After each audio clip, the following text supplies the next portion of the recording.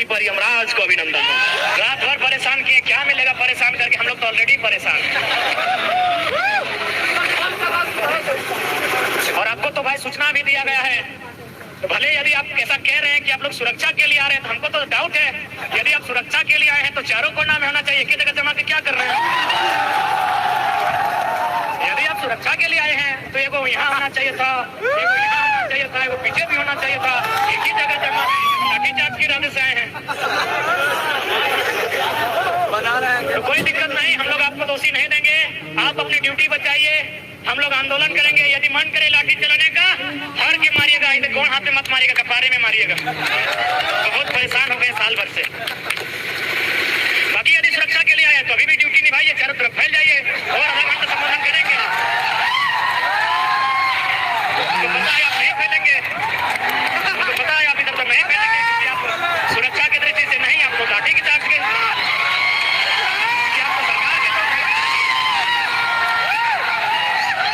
सरकार के लोग हैं, इसमें आपका कसूर नहीं है, आप सरकार के लोग हैं। लेकिन आप याद रखिएगा, सरकार जनता की है, सरकार जनता की। इस बात को मानते हैं कि नहीं? यदि नहीं मानते हैं तो जाइए, वीडियो साहब सामने हैं, वो लिखे होंगे जेपीएस, झारखंड पब्लिक सर्विस। हम झारखंड और पब्लिक का स्पेलिंग नहीं जानते, सर्विस SERVICE, सेवा, सर्विस मने सेवा। तो सेवा का काम कौन करता है? सेवक। लेकिन जो पैसा लेके सेवा करे उसे सेवक नहीं, नौकर कहते हैं साहब। करने की क्या बात है? भारत का संविधान कहता है, of the people, by the people, for the people. जनता को जनता के लिए,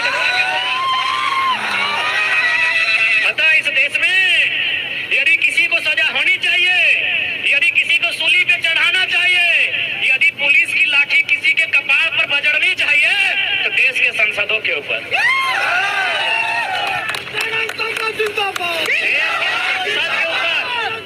क्यों पता है? क्योंकि भारत एक संवैधानिक देश है और संविधान की रक्षा करना सांसद की रिस्पॉन्सिबिलिटी है।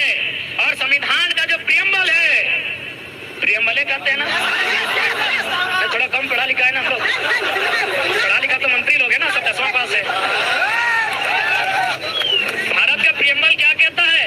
हिंदी में उद्देशिका, उद्देशिका, अंग्रेजी में प्रियम्बल, हिंदी में उद्देशिका।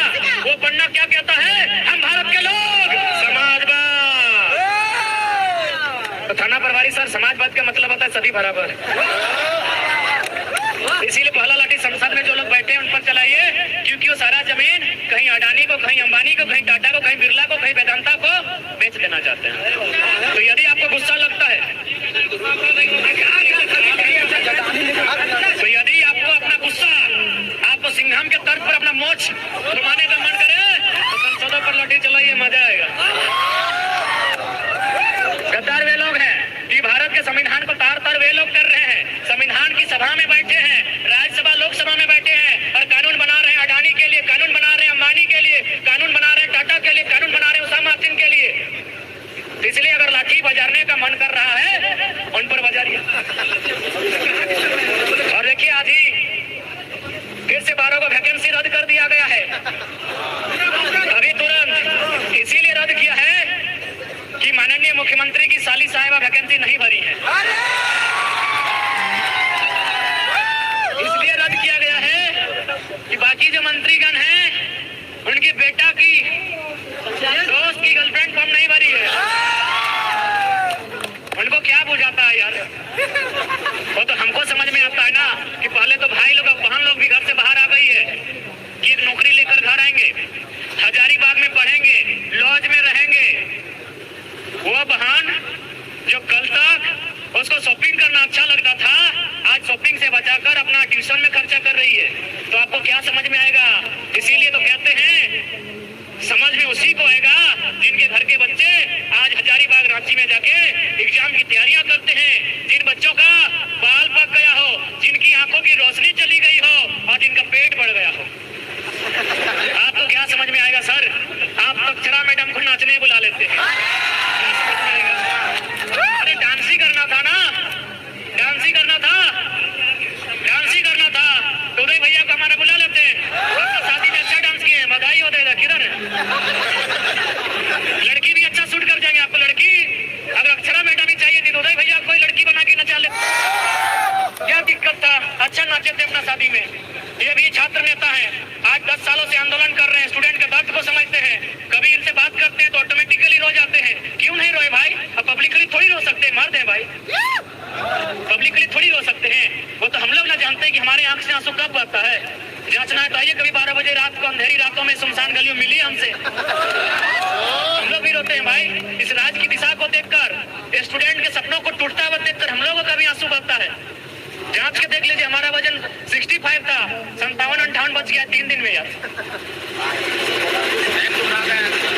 तो हम लोग भी रोते हैं, चाहे उदयदार है, चाहे मनोजदार है, चाहे संजय दार है, चाहे अनुजदार है, चाहे देवेंद्र दार है, चाहे संजय दार है, या महेंद्र दार है, चाहे तमाम छात्र हैं। वे लोग भी जब वो जो रंगमंच की दुनिया है, रंगमंच की दुनिया यानी मोबाइल, हेलो सेलो, जब वो समाप्त होकर 12 बजे रात को जब वो चिंतन मंथन करते हैं, पढ़ने वाले तमाम छात्र हल्का सा आंसू बहाते हैं। ये सच्चाई है मेरे दोस्त। हमारी बहनगण भी रोती है, बालिकाएं जो तैयारी करने के लिए आई है वो भी मायूस होती हैं। तो भाई आपको क्या समझ में आएगा? आप एक झटके में वैकेंसी रद्द कर देते हैं, आपको क्या समझ में आएगा? उस वैकेंसी के एग्जाम में बैठने के लिए जिसको आपने 5 मिनट में रद्द किया है, 5 साल कोई तैयारी करता है। जी बिल्कुल समझ में आएगा हुक्मरान। इसलिए आपको सीधा संदेश देंगे, आपसे विनम्र प्रार्थना करेंगे कि आप नियोजन नीति और स्थानीय नीति 15 दिन का एस्टीमेट लें। जो भी सत्ता में बैठे हैं, यदि आप नियोजन नीति और स्थानीय नीति नहीं बनाते हैं तो हम लोग तो बोल ही दिए, मनोज दा भी बोले, बाकी जितने भी वक्ता थे, देवेंद्र दा थे, कि हम लोग पॉलिटिक्स करने के मूड में बिल्कुल भी नहीं है। हम लोग तो विद्रोह करने के मूड में है। हम लोग सीधा झुमरा पहाड़ की शरण लेंगे। इसलिए हम सीधा संदेश कहेंगे, हम लोग भी चाहते हैं पढ़ने वाले छात्र हैं, हम लोग भी चाहते हैं इस देश में शांति हो, हम लोग भी चाहते हैं इस देश में अहिंसा हो, हम लोग भी चाहते हैं रोजी रोजगार अच्छी तरीके से सबको उपलब्ध हो पाए। लेकिन यदि विवश किया जाएगा तो फिर याद रखिएगा, चीखे गूंजेगी धरती में, चीख चीख में क्रंदन होगा। चीखे गूंजेगी धरती में, चीख चीख में क्रंदन होगा। जिस दिन हमने हथियार उठा लिया उस दिन धरती पर यमराज को अभिनंदन होगा।